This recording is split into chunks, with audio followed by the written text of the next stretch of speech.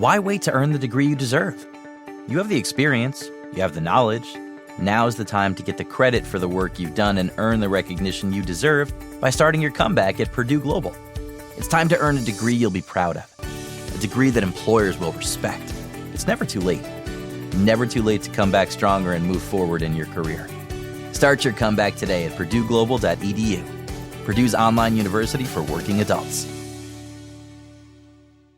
Shopping for humans is hard. Shopping for your dog is easy thanks to Bark. Every month, we deliver toys and treats just for your dog. Whether it's fun plush or tough toys for heavy chewers, we spoil all the dogs. Subscribe now and get a free upgrade at barkbox.com/iHeart.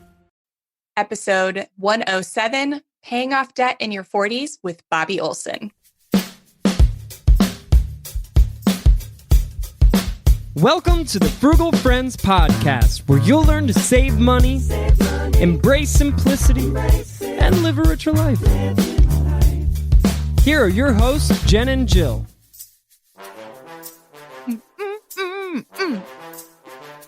Welcome to the Frugal Friends podcast. My name is Jen. My name is Jill. And we are coming at you on the web, in your ears, in front of your eyes, and wherever you'll let us. Yes, wherever you will let us. And we've got a very, very requested episode for you today, because some of y'all are sick of hearing us interview 20-year-olds about how they paid off their debt. What? Why wouldn't you want to hear wisdom from 20-year-olds? Why not? I don't understand. Everyone was requesting maybe we get some people who are a little further along in age than, 25. So Bobbi Olsen, our friend from the Sensible Chat podcast, is here. And she started when she was 40. Which is not old. Which is not old. But it's not 25. Correct. One of these is a bigger number than the other. And that is, we're giving you variety. That's what we got for you. Let's do it. We're not going to delay. Yeah. Oh, but first, our sponsors. This episode is also brought to you by the number 31. It's not just a multi-level marketing company or the name of a carnival-themed horror movie. It's the age I'm turning tomorrow and the age Jill will be turning in a few months. Hey, don't give that kind of information away. Sorry. In 31 years, we've experienced Brittany Spears and Justin Timberlake wearing matching denim outfits, highlight of my life. The door in the Titanic movie that was definitely big enough for two people, outrage of my life, and a global pandemic, which is just another Tuesday. 31. Too old for TikTok, not old enough to watch the Hallmark Movie channel.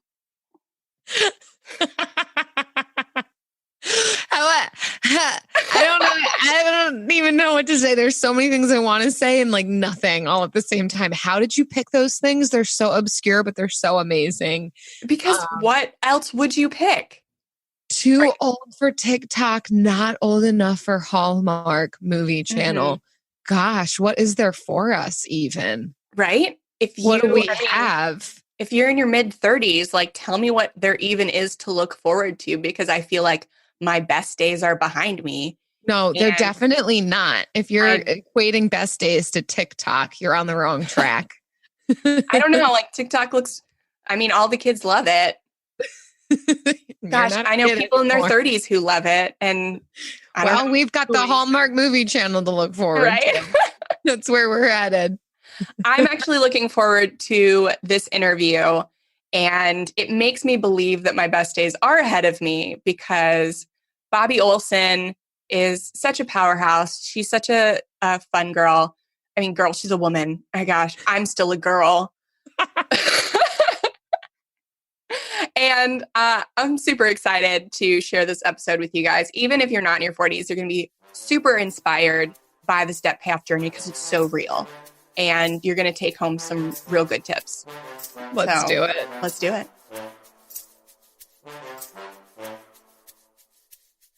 Bobbi, welcome to the Frugal Friends podcast. Thanks so much for stopping by.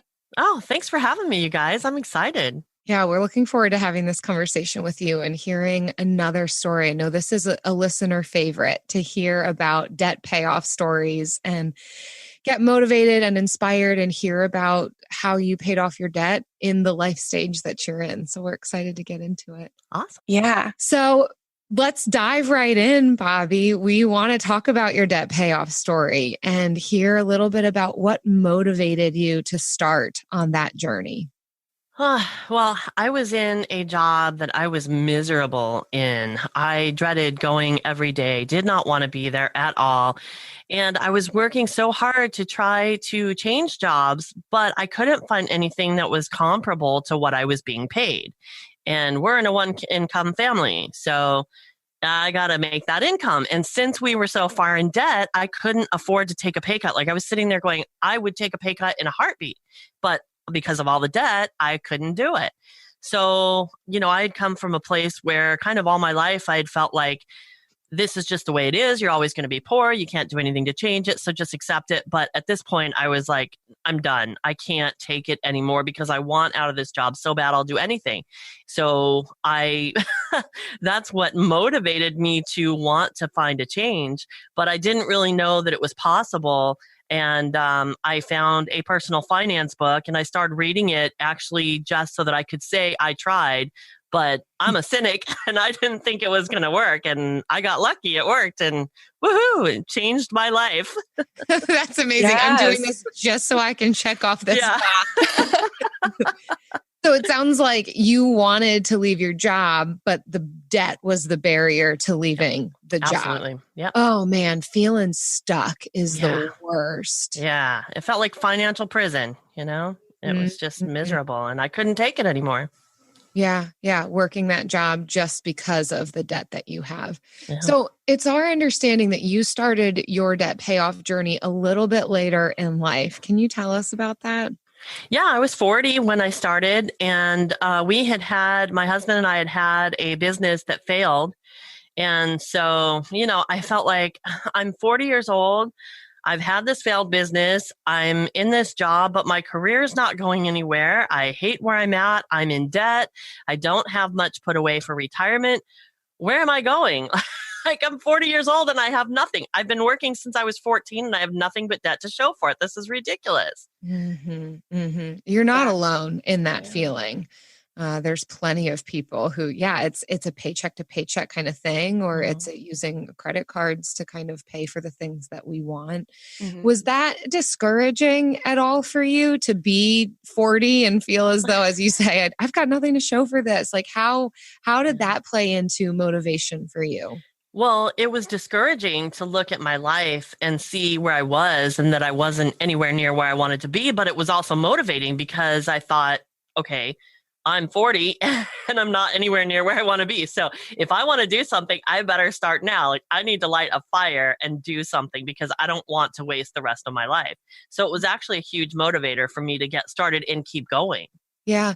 You can look back and think, oh man, this is only how far I've come since 14. But you could also look forward and say, and this is not where I want to be when I'm 75. Absolutely. So yeah, that same thing can work both sides of being discouraging, but also super motivating to say, well, and I still have decades. Yeah. So what do I want to do with that? Yeah, it's interesting because I actually, now that you mention it, I hadn't really thought about this before, but I had been watching my mom and she, worked her whole life, but doesn't have anything to show for it. And she's got a really rough retirement because she didn't save and she didn't do those things. And so that was part of it also. I'm looking at her and thinking, I don't want to be there. Like she has no options now and I still have time, but it's running out. So if I don't do something now, I'm going to end up without those options. And I don't want to, I'm afraid for her and I don't want to be afraid for myself on top of it. For sure. Yeah. How much debt did you pay off and what was it made up of? It was about $60,000 and it was made up of mostly credit card debt that had come from the business. I was never a person to like go out and buy clothes or fancy vacations I couldn't afford. But when it came to the business, I could justify any expense under the sun, And we made the typical mistake that you make in business. You buy too many too much equipment and all those kind of things. So we had a lot of debt from the business. And then we also had medical debt because my husband has some disabilities. And so we had gone through some major surgeries as well. So between those two, that's what it was made up of. Yeah. The business debt, I think you're highlighting something so important. I think it is a big pitfall. And especially you've got this whole financial advice strain of it's a write-off. It's a write-off. It's actually better in your favor to do this. Yeah. Write-off. It's like, oh my God, that doesn't make it free. Right. Write-off does not mean free, but we still, it's a bit more acceptable debt. But as you're describing, the weight of it on you and the financial prison that can put us in is the same, whether it's credit card or medical or college or business loans, you name it, the weight of it and the impact on us is the same. Yeah. Mm-hmm. Bobbi, when you were paying off this debt, did you experience any like difficulties that were kind of unique to where you were in life? Well, the difficulties that I experienced just being older, basically, the first one is that when I was in my 20s, I worked 4 jobs at once, and it was no big deal. I actually, I had like an unspoken bet going with one of my coworkers for who could hold down the most jobs, and I'm not sure who won, but I had 4 at once. So how do you win that? Yeah, exactly. Nobody wins. Nobody wins in that because some days I didn't even know what freeway I was going on or where I was, it got to be too much. But when you're in your 20s, you have the energy to do that. And unfortunately, I did that, but I didn't save any of the money. So now fast forward to when I'm in my 40s, I just don't have the energy to work 4 jobs anymore. And if I had that energy, then I could use that extra money to pay off debt. And so that was part of it, that I wasn't as willing to take on more jobs that could create more income to do it faster. And also, when you're older, you have more responsibilities. When you're in your 20s, maybe you're not married, you don't have thankfully, I don't have kids. I mean, not thankfully, but I don't have kids. So I don't have, those obligations, but you still have obligations when you're married. You have to take someone else into consideration with how you're spending your money. So from that standpoint, it was a bit unique because you don't have as much control solely over, how you're going to do it. You have to work with somebody else. Yeah. So, and you were still single income like during this, right? Yeah. That's its own difficulties. Yeah. That was really hard, especially living in Southern California, Oh, yeah. That makes things really, really tight. But so we had to be really committed. But that's the flip side, is that being with somebody else, you had somebody to keep you strong in those moments of weakness. Yeah, I think you're highlighting a really specific thing that I think older generations will experience in a debt payoff journey as far as just energy levels go and capacity and even desire. There's probably other things you want to do with your time than get 20 side hustles. Right. And so with that said, what are some of the things that you did to pay down your debt? How did you approach it at that point? Well, the first thing I did, because like I said, I read Ellie Kay's book, The 60-Minute Money Workout. And she was talking about the debt snowball method, which was something I had never heard of. And I just latched onto that and ran from there. And the idea of that excited me so much that I just started reading about all these different things, all these different ways. So between the debt snowball and creating a budget and sticking to it, those were really the main things that got me out of debt. But that plan, was made up of what do I spend on each thing, just being really intentional about how we were going to spend our money and cutting out as many frivolities as we could without completely cutting our throats, because we found out real quick that didn't completely work. It's like a crash diet. You fall off the wagon and just go way too far to the other side. Similar to maintaining 4 jobs at once. It only lasts for so long. Exactly. Yeah. You can't maintain that forever. So so that was basically the 2 biggest things that I did was budgeting and using the debt snowball method. Isn't that amazing? Budgeting just seems like the most basic thing ever. I have been saying, I think since like for the past 10 episodes straight, just like if you haven't budgeted yet, you need to budget. You need to budget every episode. You need to budget. And it's so amazing to realize that is so much of it. We think, no, I'm doing fine. I don't spend a lot, or that's not the answer. Yeah. That's not what it is. But yet you're saying that's what it was. That was the big pivot point, is just, what am I spending on? Yeah, because before I did that, I had no clue. I thought I knew, most of us think we know, but it's such a different picture when you actually sit down to look at it. I've never heard from anybody, yeah, this is what I thought. It's always a surprise. And a lot of times it's a good surprise. So people spend all this time not wanting to do it because they're stressed about it or whatever. But for me, it was so exciting to see, oh my gosh, this really is possible. Like right when I had that moment of hope, then it was like I was off to the races. That's really all I ever needed. I just didn't know it. Yeah, that's an amazing point. Sometimes we think we're going to look at our budget and we're going to be so depressed, but a lot of times there's money that we might be able to find. I know that's not everybody's circumstances, but it could go either direction where, oh, actually I'm spending more in this area and I can absolutely cut, or there is more than I thought that there was, but it ends up just getting spent if I'm not paying attention to it. Yeah, exactly. That's the biggest thing. Mm-hmm. This isn't a question on our outline, but I really want to know, is there a moment like from your debt-free journey that really sticks out to you as being like either like super positive or just like super sad? I have a few of those on my debt-free journey. So I was just wondering if you like have a really memorable moment from yours. Well, the really memorable moment was when we paid off the car and when we paid off our last credit card, because then it was like, we're debt free, woohoo! And I remember, because I was going to do it from work, I was just going to log on to my thing and pay it off. But I thought, no, I'm going to call Scott and see if he wants me to wait to be with it, because it was such a huge moment for me. It was like, I don't want to take that away from him, and he was like, just pay it. I don't care. But for me, I would have been so angry if he'd done it without me, because I wanted that moment. It was so special to me. And then there was a time that made me cry. It wasn't sad. I was happy, but I just started crying because we had a $5,000 in the middle of this, trying to pay off all this debt. Then we had this $5,000 medical bill, and it was like, come on already, do I have to deal with anything else? And we had gone for financial aid, and we were waiting, and the communications kept getting crossed, and we were afraid we were going to end up in collections because they told us not to pay it until everything was clear. But it was such a mess. And finally, we got word that the financial aid had come through, and it was all covered, and it was over. And I just fell to my knees and started crying, and I was just so thankful. That was a really amazing moment in our journey, because I knew that was at least part that was settled now, and I didn't have to worry about it.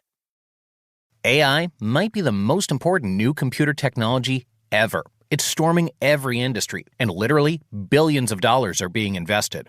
So, buckle up. The problem is that AI needs a lot of speed and processing power. So, how do you compete without costs spiraling out of control? It's time to upgrade to the next generation of the cloud, Oracle Cloud Infrastructure, or OCI. OCI is a single platform for your infrastructure, database, application development, and AI needs. OCI has 4 to 8 times the bandwidth of other clouds, offers one consistent price instead of variable regional pricing. And of course, nobody does data better than Oracle. So now you can train your AI models at twice the speed and less than half the cost of other clouds. If you want to do more and spend less, like Uber, 8x8, and Databricks Mosaic, take a free test drive of OCI at oracle.com/strategic. That's oracle.com/strategic. oracle.com/strategic. We know New Year's resolutions often don't stick. In fact, on average, they last around 30 days. So if saving money is on your 2024 resolution list, here's a foolproof way to stick to yours. Switch your phone provider to Mint Mobile. For a limited time, wireless plans from Mint Mobile are $15 a month when you purchase a 3-month plan. That's unlimited talk, text, and data for $15 a month. For those of you paying close to $40 a month for just one phone line, this means a savings of $300 over the course of the year. We especially like Mint because all plans come with unlimited talk and text and high-speed data delivered on the nation's largest 5G network. To get this new customer offer and your new 3-month unlimited wireless plan for just $15 a month, go to mintmobile.com/frugal. That's mintmobile.com/frugal. Cut your wireless bill to $15 a month at mintmobile.com/frugal. Additional taxes, fees, and restrictions apply. See Mint Mobile for details. Yeah. Do you think you would have fought as hard for that financial aid if you hadn't been so aware of your finances and so committed to getting out of debt? No, not at all. I wouldn't have even known that that was possible. I mean, that was the whole thing. Like, I was never taught any of these resources existed. You know, it was just like, there's nothing you can do about it. Just deal with it. That was what was non-verbally put in my head, you know, through as a kid. And that's what I believed through my adult life. And so that was the freedom, was beyond budgeting and beyond being able to control my own finances. There were so many options. No matter what came up, it was like, now I'm confident that I can take on any financial glitch that comes my way. I may not have the money in front of me, but I have the tools and resources and the way to think strategically about it. Yes. Wow. Awesome.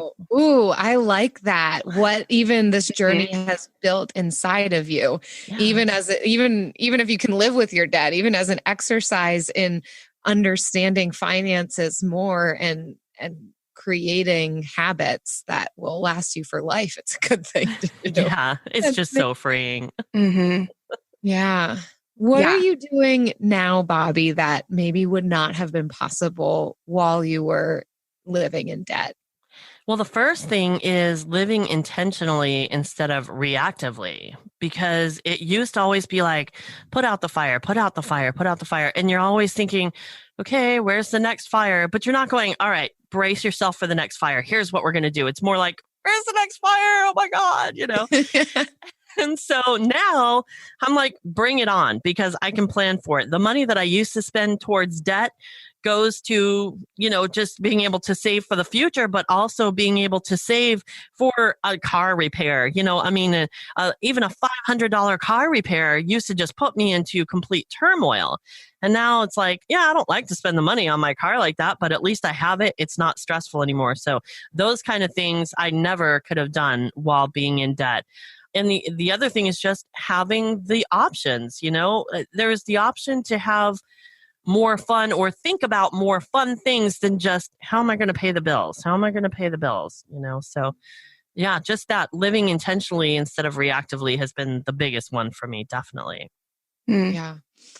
Another question that's not on our list, but I'm curious about, were you and your husband both on the same page when you kind of read your book? Like, to me, that's standing out as the pivotal moment of, I'm going to read this book. I don't expect anything, but I'm going to check it off and say I tried. But then it switched mindset. Where was he at in that process? It was funny because, yeah, like you said, I was the one who read the book. I was the one who was really stressed out about it. I mean, he felt sorry for me, but, you know, it wasn't the same feeling for him. And so, yeah, when I read the book, I just ran down the hall, and I was like so excited with this book. I ran down the hall. I spent like half the day on the computer crunching numbers, just trying to prove her wrong. Like, I was intense at this was, but because I was excited, but I'm like cynic, you know, so I don't want to believe in it, but yeah. And then I couldn't prove her wrong. And I was like, oh, this is so exciting. And so I brought it to him, and his whole thing throughout the way has just kind of been, you're a weirdo. I don't know why this excites you so much, but I'm totally behind you. So do whatever you want. Do what you want. You're excited, clearly. Yeah. Your books and your computer crunching. Exactly. Yeah. And he's so, you know, he's been like, this is great, and you've done such a great job and everything.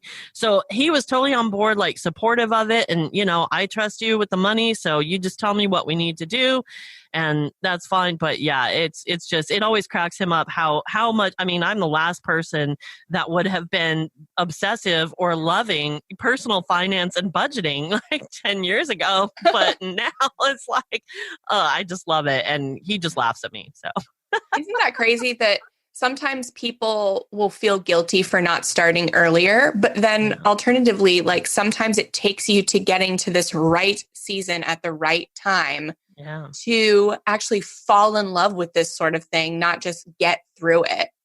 So it's so like important, the places we are in our life, that we're starting right when we're supposed to, whatever we're doing. And I hope that like lifts maybe some guilt from somebody that might be hearing this. And just like encourages a lot of people.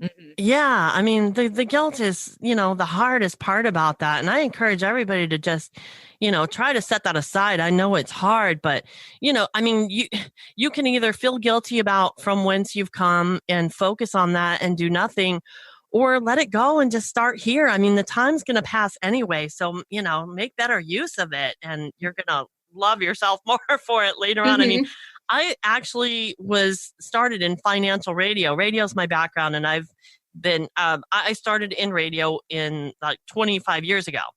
And my first job was at a financial radio station. And so through all the years, I've gone back into that. And most of my time has been spent there. And yet I hated all of this stuff until like 10 years ago or 8 years ago or whatever it's been. I don't even know. And so, I mean, I was listening to it. It's not like it wasn't there, but I just tuned it out because I thought it was only for the rich, Yep. And so, even if you've heard this stuff but never globbed onto it, like you said, there just comes a moment where it's the right time. And maybe all that stuff in the past was just meant to be there so that I could have it in my arsenal when I was ready to actually use it. Right, exactly. When you were able to implement the tools and it actually meant something, and you were ready to not be cynical or critical about it. Right. Not that 40's old. My goodness. I know. I keep 40 thinking cannot be old. Like I have to say that. Like those words cannot come out of my mouth because I'm in a pickle pretty soon. 40's old. Right. I'm officially closer to 40 years old than I am to 20 years old. Yes. So that's the perfect age to start a debt payoff journey. I feel that it's great. Yeah. Yes.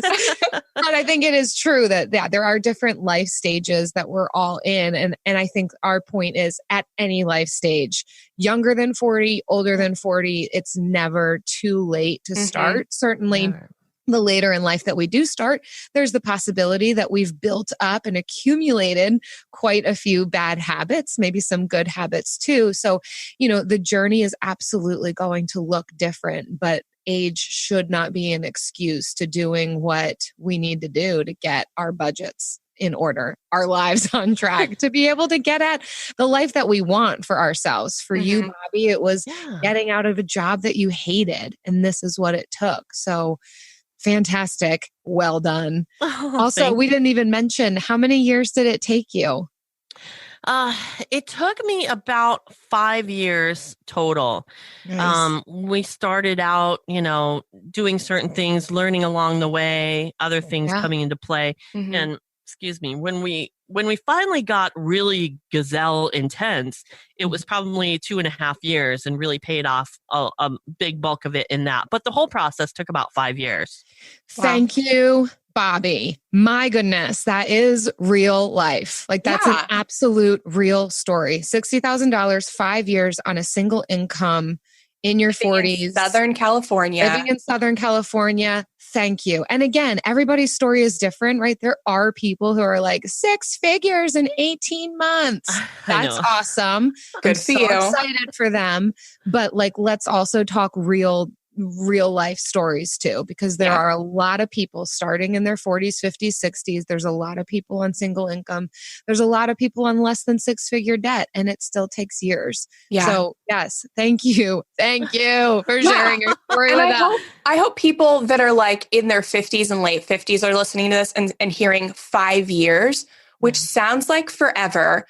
But if you understand, if you could be debt-free in 5 years, you will be debt-free before you hit retirement age. Yeah. And then you don't have to worry about that.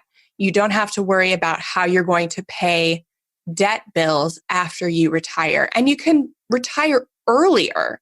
Like it's crazy. And it's just 5 years of your life. And maybe even quicker if you get on it fast enough. We thought it was going to take us 5 years to pay off our debt. And, but we were in our late 20s. So I did get 4 jobs. And it took 2.5 years. Shingles. And shingles. Let's remember, I also gave myself shingles. Oh, wow. For the stress. So I don't recommend that anymore. And I think budgeting and cutting expenses is a far more sustainable route. And it is doable, even if you can't get extra jobs, even if you can't work 4 jobs. It's doable. Yeah, totally. I mean, there's always a way. You have to want it. And I mean, for me, it was always, 5 years, you seemed like a long time, but at the same time, you're bettering your life every single day. And for me, a lot of times just getting through the day meant looking at my plan and having that light at the end of the tunnel, because I knew the date that I was going to be debt free. And so that was huge to just be able to look at that when I didn't want to go to this stupid job again. And I wanted to go out and do this, or I wanted to go out and do that. But what's really more important, like how much, am I willing to put out of my pocket in order to have to stay at this job even longer? So that was really super motivating. Yeah. Wow. Yeah. Wow. Thank you. Speaking of motivating things, there's something that motivates me. Exciting. Yeah. It's the bill of the week.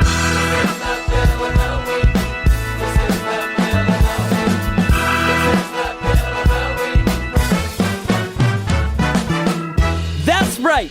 It's time for the best minute of your entire week. Maybe a baby was born and his name is William. Maybe you paid off your mortgage. Maybe your car died and you're happy to not have to pay that bill anymore. Duck bills, Buffalo Bills, Bill Clinton. This is the bill of the week. Bobbi, every week we invite our listeners or our guests on to share their favorite bill with us. And I would just like to know, do you have a bill for us today? I do. My favorite bill is actually one I don't have to pay. Woohoo! At least not for another year. Yay!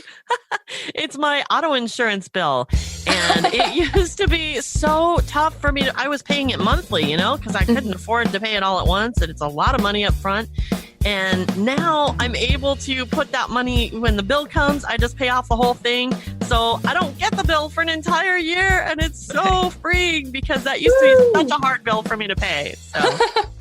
And do you get a discount for paying it all up front? Yeah, so 3% discount. Yeah, so it's a win-win. Yep, it's 3%, but I'll take it. You hand me $10, I'm going to take it. Yeah, definitely. I'm going to take it from you. Yeah. You know what I'm going to do with $10?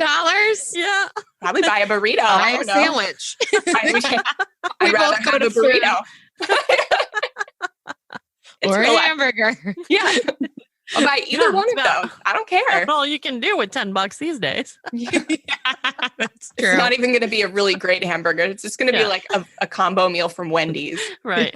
So, I mean, but I'll you probably take it. could buy a shirt, but I'll choose the food. Yeah, definitely. Thanks so much, Bobbi. If you have a bill that you want to send to us, then hit up frugalfriendspodcast.com/bill.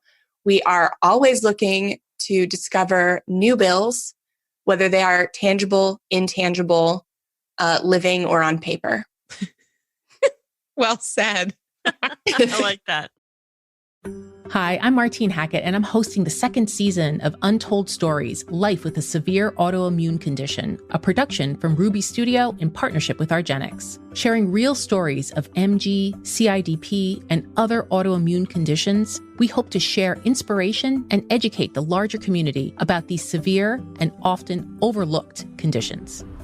I can't fix this. I can't cure this. And, I'll take my treatment day by day, but I want to try to be engaged, be involved, or be as helpful as I feel I can with the limitations I have of working full time to children. So I participate in market research to provide information to hopefully benefit others, because it's a small margin of people that have the myasthenia, but then to get pregnant, it's an even more narrow margin. You can't ever have too much information as an epidemiologist. Yeah, exactly right. Listen to Untold Stories, Life with a Severe Autoimmune Condition on the iHeartRadio app or wherever you get your podcasts. Shopping for humans is hard. Shopping for your dog is easy thanks to Bark. Every month, we deliver toys and treats just for your dog. They deserve to be spoiled anyway. At Bark, we send your dog a whole new collection of toys and treats made just for them every single month. Whether it's our fun plush toys from BarkBox or our ultra tough toys from Super Chewer, we give your dog exactly what they want. For a limited time, we'll double your first box for free. To get your free upgrade, go to barkbox.com/iHeart. And now it's time for the lightning round. one day we are going to get lightning backgrounds because we're recording in Zoom right now, which is how we are doing this now that Jillian has left me. Which is how all the world is communicating right now. No kidding. Yes. But I'm going to find lightning for our lightning round segment so that we can have You're that. Giving it away. I want people to know what they can expect if they see us on YouTube. Like, I'm enticing them. I'm not giving it away. Obviously, big things. Yeah, like, big things. If you haven't seen the Bill of the Week song, the YouTube version, you haven't lived. Yeah, go on YouTube. I hadn't Hit the subscribe button while you're at it. Yeah. All right. I had not lived. We digress. Yes. In this lightning round, we are going to talk about our favorite budgeting apps and or budgeting methods. Mm-hmm. Bow, bow, bow. Because budgeting is so important, especially when you can't get a million side hustles. You have to be super major on top of your budget. Major on top of it. And if you haven't heard us talk about it enough already, here's some more motivation for you. Here's some apps, here's some methods, here's some ideas, and then go budget. All right, Bobbi, you're our guest of honor. You can go first. I love YNAB. Hands down, YNAB is my favorite budgeting app of all time. I love your passion. Oh my gosh. Yes. Yeah. It's what gave me the passion for budgeting. It's what taught me a whole different mindset. I love everything about YNAB, and I totally recommend it. Yeah. What do you like about it? It's you need a budget for people who don't know. That's the acronym that like YNAB fangirls call it. Right. You need a budget for sure. And the thing that I love about it is, first of all, it's zero based. So that's what I teach is a zero based budgeting system. But I love it because it came along at a time in my life where I had been using Dave Ramsey's cash envelope method, which worked well, except for the fact that I kept forgetting to take my envelopes with me, to the store or whatever. And so then what do you do? So I wanted a digital cash envelope system. So I started going online and I found YNAB and it was perfect for that. So it just gives you such an easy way to categorize all the money that's in your account today. And it's a whole different method of budgeting or mindset about budgeting because it's not, the money that's coming up, that's your spending plan. That's how you plan to spend it. But what's actually in your bank account today is what you're budgeting in YNAB. That's the reality. Exactly. And that's what's so powerful about it. Yeah. So do you go on that app daily, weekly? What I used to. Like Yeah, I used to go, it feels like it was hourly at one point. but I'm on there probably a couple of times a week. And yeah, I love playing with it and everything, but I'm on there at least once a week. And actually, yeah, I would say it's daily because we use it. I use the app when I'm out. Like if I go to the grocery store, once I get in the car, I just, enter my transaction right there. So I never have a pile of receipts that I have to spend an hour entering into YNAB. That's smart to track your transactions as soon as you make them. Just take the 5 seconds that it takes to do that. Exactly. Because that's one of the biggest things. People don't want to sit there and enter all their stuff. And it takes an hour to, reconcile your bank account basically. But yeah, if you do it every time you go shopping and it takes, like you said, less than a minute and then you're done and it's always up to date. And then you always know exactly how much money you have every time you go to spend. Yeah. Nice. We've talked about that before, like the obsession that can start set in when you're on this journey. It's like, I gotta check it. I gotta look at it. Like, I almost have to restrain myself from how many times I want to look at the accounts. And I'm not even like a financial nerd. It turns you into one though, so beware. It does. I know, and that's why I started actually being a budget coach is because I actually went on Facebook and said, I am obsessed with YNAB and I can't stop using it, but there's nothing else for me to do in it. Please let me play with your numbers. That's amazing. That's how it started. I get that feeling. I'm like, there's nothing else to do, but like, I want to keep doing. I want to keep like inputting stuff. I know people that love budgets so much they do that. I personally have a love-hate relationship with budgets. It's like closer on the side of hate. And so people will ask me, hey, can you like do some budget coaching with me? And I'm like, I don't do that. I barely do it for myself. I can barely coach myself. That's funny. My budget. So, that's awesome. Oh, well, I love how much you love YNAB. You need a budget. A lot of people do. So yeah. It has a cult following. When we say it has a cult following, like that is not a joke. It's not a joke. And it's bittersweet for me because I have applied to work with them 4 times and I keep getting denied. And I know part of it is because there's so many people that want to work for one. Mm-hmm. Yeah. So true. Well, you're spreading their message well. Good job. Yes. Jill, what about you? I'm not nearly as high tech, you guys. It's Google spreadsheets all the way for me. Like I was going to look up like what's a good budgeting app and I'll just like tell the podcast about it, but I'm being authentic with you all. I use Google spreadsheets. It's where I'm at. I'm old school. I love it. I like I said, I enjoy the process of like inputting my budget and being so connected with the numbers.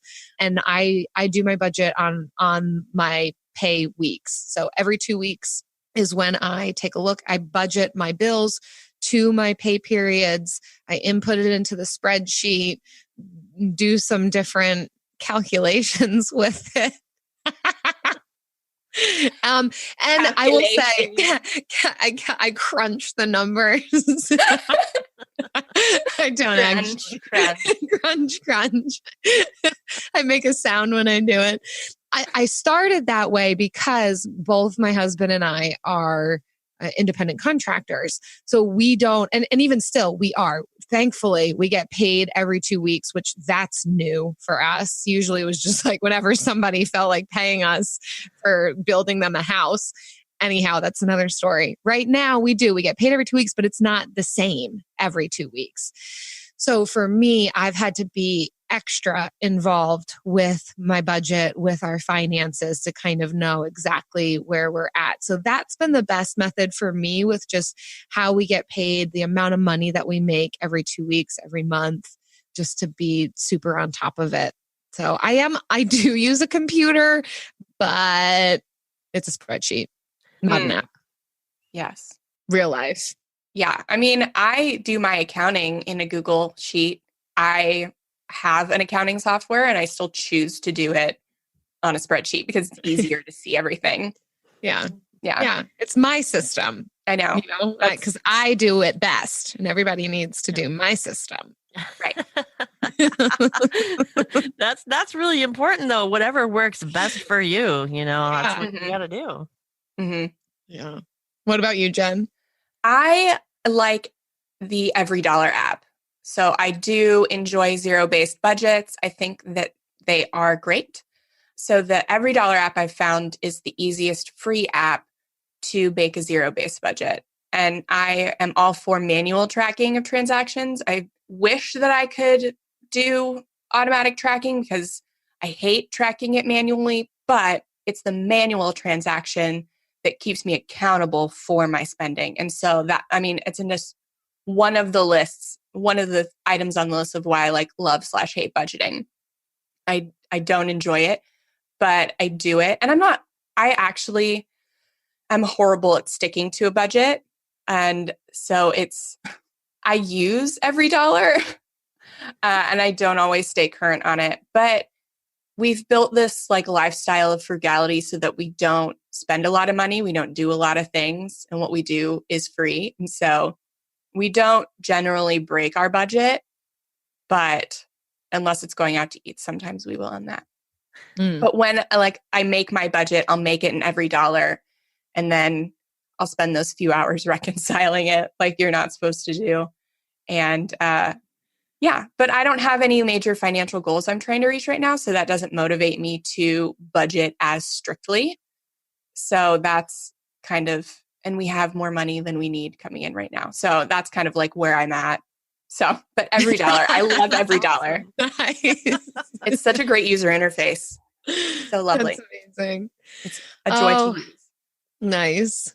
Bobbi, thank you so much for coming on and chatting with us and sharing with us your real debt payoff story. I know it's going to inspire so many people and normalize and validate where so many people are at. So thank you for doing that. If people want more from you, where can they find you? They can go to sensiblechat.com, and everybody spells it wrong because for some reason, my husband came up with the name, and he always comes up with creative names that are like hard to find because they're just spelled weird. I don't know what it is about him.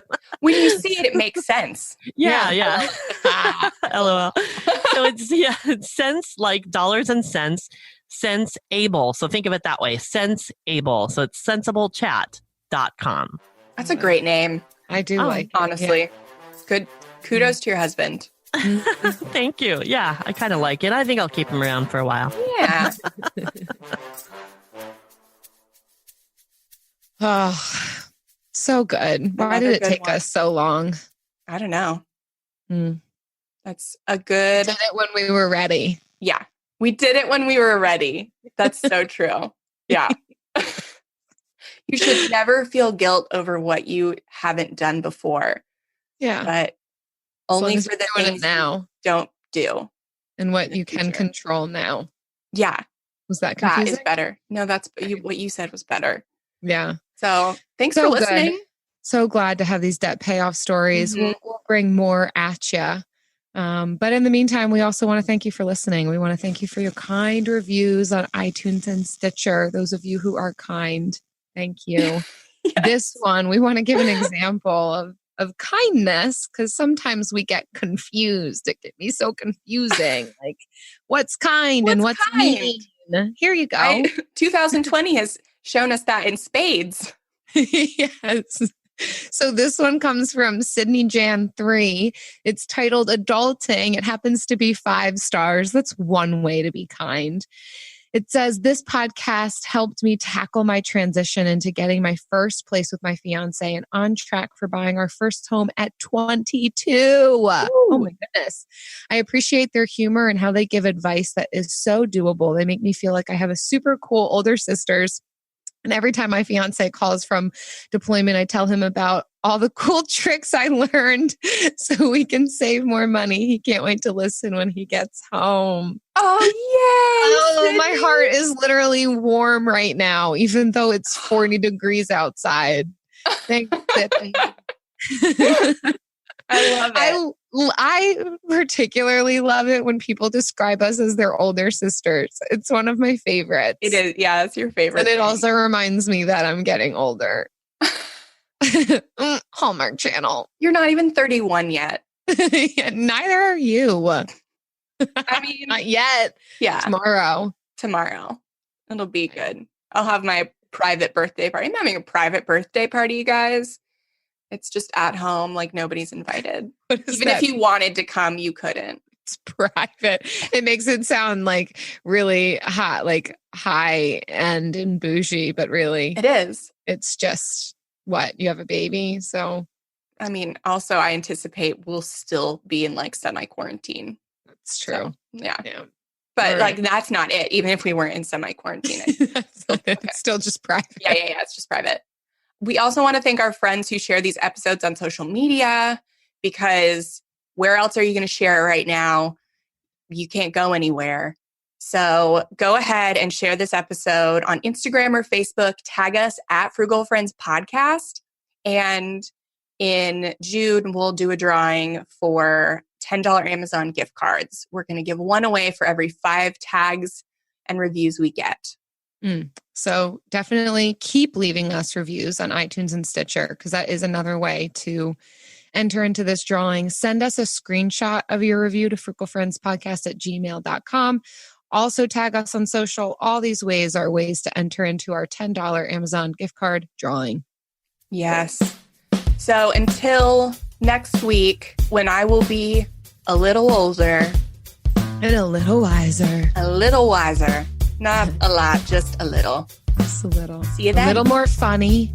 Bye. A little, maybe. Frugal Friends is produced, edited, and mixed by Eric Sirianni.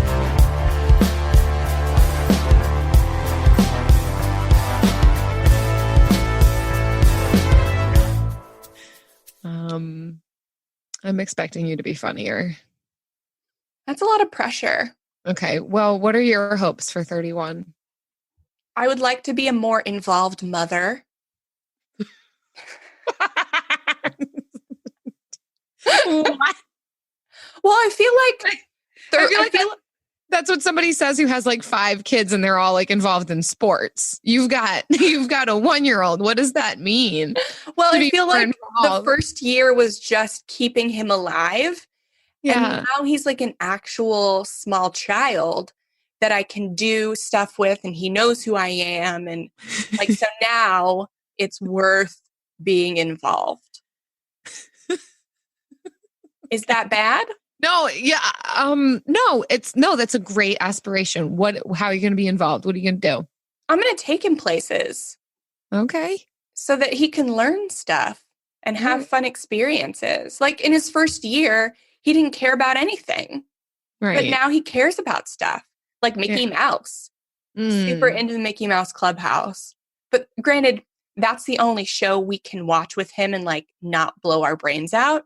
So it's the only one we show him. But he has good taste.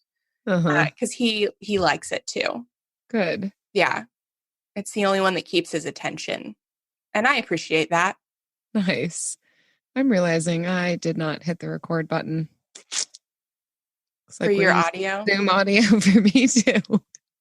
With the best all-inclusive vacation deals to Mexico and the Caribbean, booking your getaway with Cheap Caribbean Vacations means you have more freedom to do your deal. Whether you want to enjoy snorkeling, endless margaritas and more, or simply soak up the sun and sand in a tropical paradise, Cheap Caribbean Vacations has your deal for that. Plan and book the exact getaway you want at exactly the right price for you by using our exclusive budget beach finder, or find a featured all-inclusive package and do your deal at cheapcaribbean.com. Bring home Napoleon. Destiny has brought me here. The action epic from acclaimed director Ridley Scott. What is your name? Napoleon. You are the greatest leader in the history of the world. Witness the rise. You are nothing without me. Of the legend. Starring Academy Award winner Joaquin Phoenix and Vanessa Kirby. I'm the first to admit when I make a mistake. I simply never do. Napoleon. Buy or rent on digital now. Rated R.